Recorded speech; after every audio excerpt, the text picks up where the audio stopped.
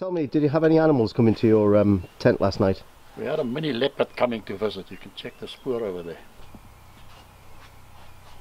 Oh. Sorry? I'm not a sissy. Are you a sissy, Bernie? Only some days. I knew you what? And not today. Only on Sundays. Some days. What are we having this evening, Keith? Smashed potato with onions in. Yum. Russian sausages. We like rations, don't we? Are you happy with that, Bernard? Over the moon. That's it. It's full moon as well. Okay, rolling. Okay. Scene one, take one.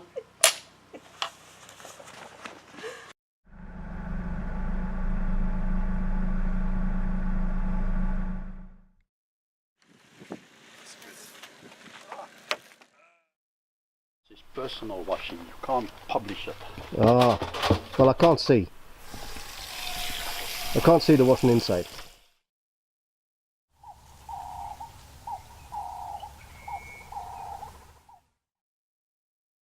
It was a fantastic trip. Coming back to Botswana again. Oh, you have to Going to start again, I suppose. Take two. Start off with a clean sponge. Yeah, this Botswana trip was a really amazing experience. Seeing all the animals and also the very vast plains and pans. Because you read about them in the book or the books, and they say, oh, this pan is this big and that wide. But until you get onto it, you don't realize it. And of course, there's mud in the pan, which I tried to find. And on the last day I did find. But luckily my tyres had some super grip and managed to get out. And yeah, all the places we've been to have been very nice. Everything's in Pula, which at the moment rand is a bit weak.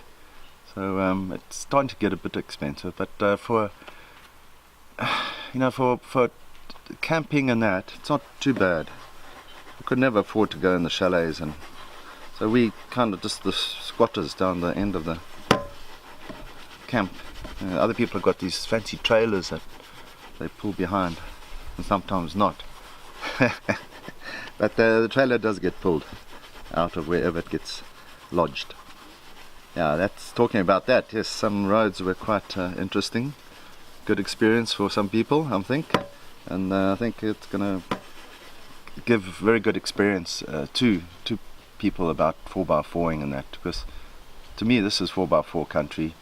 You shouldn't break your vehicle because it's sand, and it's a really good learning curve to come here and practice your 4x4 driving.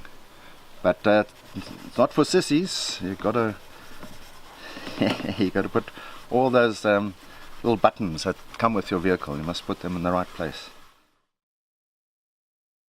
Vic Falls was amazing.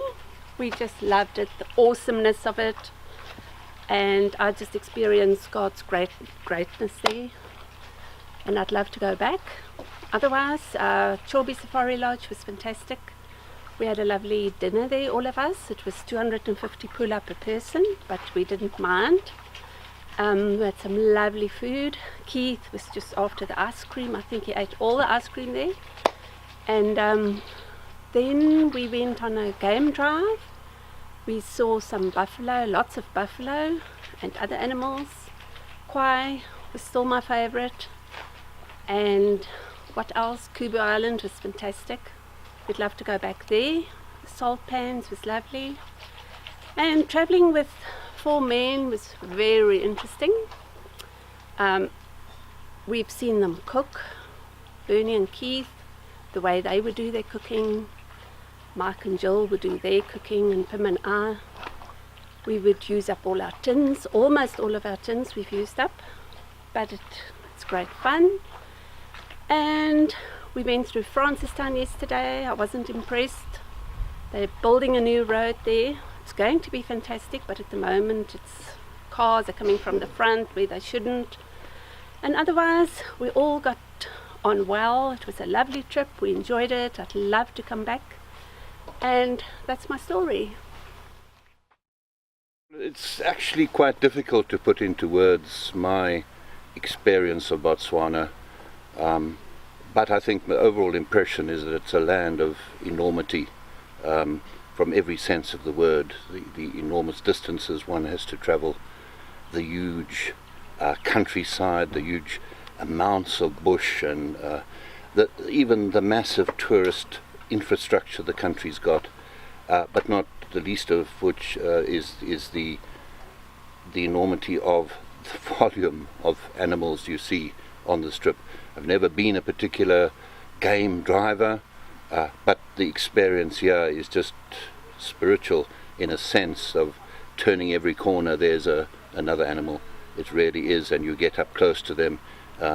Majority of places are unfenced, so the animals are right there. You interact with them, you interface with them, you're right there. They come into your camp at night, which can be a bit alarming. You're feeling a hyena brush up against your tent, flimsy little tent that it is, and even stealing one of your slops because he thought it may be a pork chop or something. Particular highlights, I think, on the trip for me, signal out 3 of them. First of all, Kubu Island. What an experience. After driving across enormous salt pans, the emptiness of the salt pans, and then coming across this amazing little island of rocks and ancient baobab trees, it was like entering another world.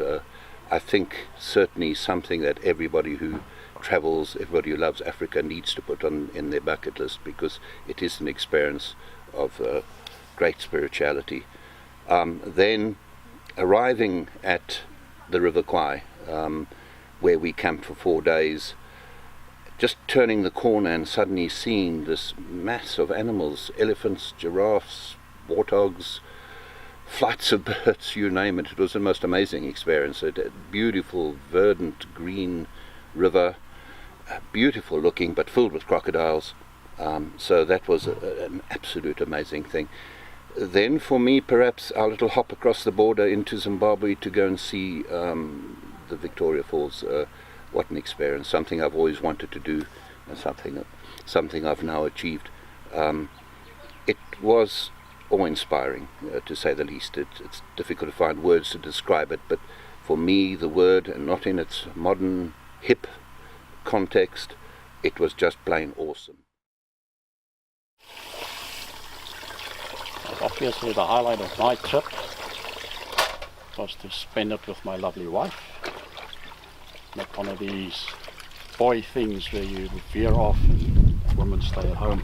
It was fantastic, and of course the second highlight is spending it with all my friends. Fantastic friends. I will do that any day again. Well, other than getting stuck in the sand and being pulled out by a Land Rover, there was no lowlights. Of course, the Vic Falls was something else as well. I knew it was spectacular, but I didn't expect to see what I saw. That was just something out of this world. Yeah, now we're on our last leg of this trip. Loskopdang being the very last stopover, which could be also nice, but it will not surpass this country. The wilderness, the wideness, the bush is just fantastic. I will come back any day. We've had a lovely trip for 3 weeks, travelling around Botswana, sometimes wild camping, sometimes camping in sites. We've been to Kwai, where we did some wild camping and had animals walking through the camp. Then we went to Kubu Island, which is a little rocky outcrop on the middle of the pans. The pans are absolutely extraordinary, completely flat and expansive areas of white. We didn't go to Victoria Falls with the others, but we went on the river, had a super river excursion on the River Chobe. We've had some great laughs and some sad and scary moments. We've had a great time with our friends and our family, and I think Botswana is a fabulously friendly, warm country. with lots to see and lots to do, and I'd gladly come back again. Well, we're towards the end of our trip in Botswana. It's been a fantastic trip. It's had some highlights and some very, very lowlights. The highlights for me was to get to Kubu Island in a huge inland sea called, well, X-Sea actually it is. It's an ancient sea. Big salt pan. It's one of the biggest inland seas in Africa. And Kubu Island is a big island, kilometre long, which you can kind of imagine what it must have been like when it was all the sea all those thousands of years ago. Magical place. To drive on the pan was absolutely stunning. There was just nothing, but that nothing was quite eerie, quite just stunning, absolutely stunning. You can't really explain it. You just have to look at the pictures when on this video and that. Botswana itself is quite a big country. It's probably about the same size as all the Cape provinces put together, but its population is quite sparse. 2009 there was 1.6 million people. Now there's about 2.5 million people inhabit the country. Tswana obviously is the main language, but lots of English is spoken here as well. And the one thing it's got going for it this year is its 50th anniversary of its independence from the UK. And there's lots of big flags flying around, and we even bought a flag from somebody because they were happy to sell us and take the pooler off us, obviously. The lowlights for me on the trip were obviously getting stuck. All of us got stuck at one stage on the road to Linyanti. We drove about 10 k's, and Pim got stuck with his trailer, which was, it was going to happen. He got grounded. So we managed to pull him out, and then another person got stuck, and then I got stuck. So it was quite scary because the light was going, and we were getting worried that we weren't going to reach our destination. So eventually it was decided among all of us that we were going to turn around and go back to the camp we'd actually filled up with water at Sivuti, which was probably a good thing to do, because we wouldn't want to be out in that Chobe National Park when it's dark. There's lots of wild animals around, and we would have had to sleep in the vehicle. Simple as that. So that was quite kind of a thing that happened. But the one thing about that was it was a great experience. It was a learning curve. I think Bernie also said that it was a learning curve for all of us about how to get out of the sand and how not to get stuck and learn about our vehicles. And I think all of us learned a lot on even when the mistakes happened. One of the other highlights for me, which I've already recorded, but I'll say it again, is Bernie got driving through some water, got stuck, and his engine went plug, which was not satisfying at the time. But Pim managed to tow him out, and Bernie managed to wash his vehicle, on the inside. But it got it going again. It meant we had to go to Mound to go and get an air filter and some oil and stuff. But at the end of the day, nobody got hurt, and his vehicle got a very, very good washing. And it's a Land Rover, by the way. We've got Toyota and Chevy and Toyota, Land Rover.